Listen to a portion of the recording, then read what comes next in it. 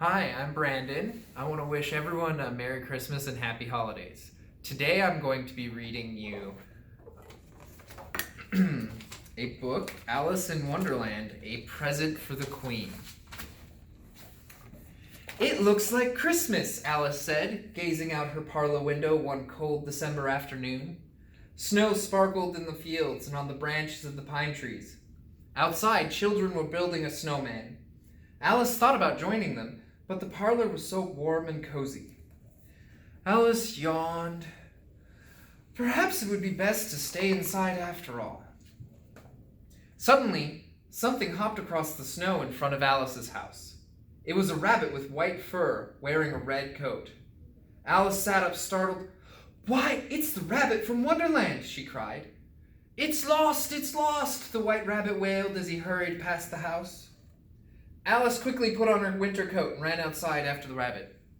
She caught up to him as he was about to dive into a hole under a tree. "Not so fast," Alice said. "You're always running away. Whatever is wrong this time?" "Oh, you must let me through," the white rabbit cried. "I've lost the Queen of Hearts' Christmas present. If I can't find it, she'll have my head." "Oh dear, that would be awful indeed," Alice said. "Please, let me help you find it." But the white rabbit simply dove down the hole without saying another word.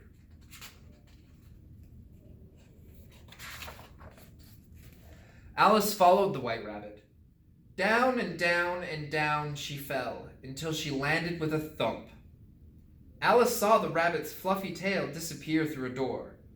She hurried after him and found herself on a snowy path lined with evergreen trees. The white rabbit was gone, but Alice could see his footprints in the snow. Alice made her way down the path, admiring the lights on the trees. Then she noticed something. "Why, they're fireflies!" she exclaimed. All at once, the footprints stopped. "I've lost him again," Alice said with a sigh. "Lost who?" someone asked. A toothy smile appeared in one of the trees, followed quickly by a purple-striped cat around the smile. "Cheshire Cat," Alice cried happily. "Maybe you can help me. The white rabbit has lost the Queen's present and—" "But that's a lost what?" the cat interrupted. "I thought you said you lost a who." Alice frowned. Usually she quite enjoyed riddles, but she always had such trouble explaining herself to the Cheshire Cat. "I didn't lose a what," she said. "The white rabbit did. And now I've lost him." Suddenly the Cheshire Cat disappeared. "I can't help you with your lost who," he called out. "But I can help you with your lost what. Try the Mad Hatter." Alice looked around. She knew the Hatter wasn't on the path behind her, so she continued forward. Soon she heard music. "Deck the halls with bowls of jelly, full la la la la la la la." Alice emerged in a clearing. The Mad Hatter and the March Hare stood with their arms around each other singing. They stopped when they saw Alice. "Alice," the Mad Hatter cried, "come join us. We're singing Christmas carols." "Christmas carols?" Alice asked, confused. "Don't you mean Christmas carols?" "What does carol have to do with it?" the March Hare said. "Everyone knows Harold wrote all the best Christmas songs." And with that, the March Hare and the Mad Hatter began to sing again. "Oh, Christmas tea, with milk and cream we drink thee." "But that's not how the song goes at all," Alice said. "And anyway, I don't have time to sing. The white rabbit has lost the Queen's present, and—" Suddenly the Mad Hatter jumped in front of Alice, holding a teacup and a teapot. "Cold cocoa," he offered, handing Alice the teacup. "Don't you mean hot cocoa?" Alice replied. "This reminds me of a riddle," the Mad Hatter said. "What keeps your head cool in the summer and warm in the winter?" "A hat, of course," Alice said. "Now please, I need your help. The Queen's present is lost."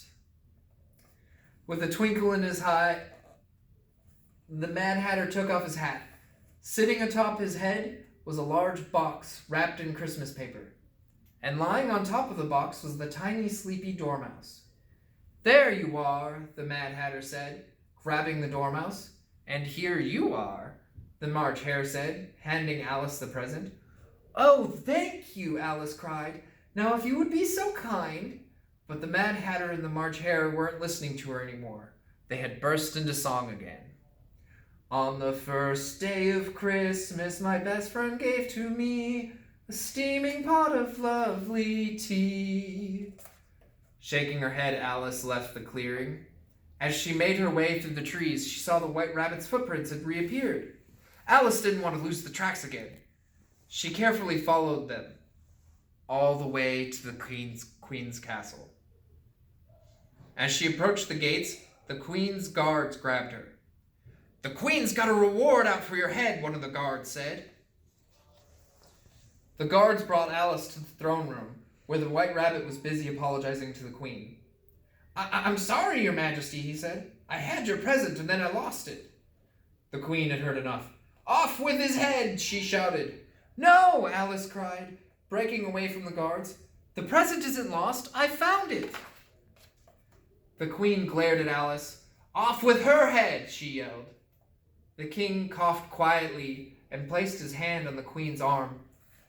"Perhaps you should open the present first, dear," he suggested meekly. The Queen eyed the present. "Suppose I could," she said, tearing off the box's wrapping. Her eyes lit up as she pulled a small Christmas tree out of the box.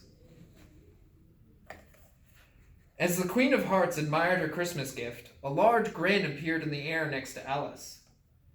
"Now might not be the worst time to slip away," it said. Alice nodded and quietly snuck out of the room. As soon as she was safely out of sight, she began to run, but she slipped on a patch of ice and hit her head. Everything went black. When Alice opened her eyes, she found herself back in her parlor. She yawned sleepily. "What a strange dream I've just had," she said. Stretching, Alice looked out the window. Just then, her eye caught the finished snowman. He was wearing a familiar hat and holding a teacup. Alice frowned.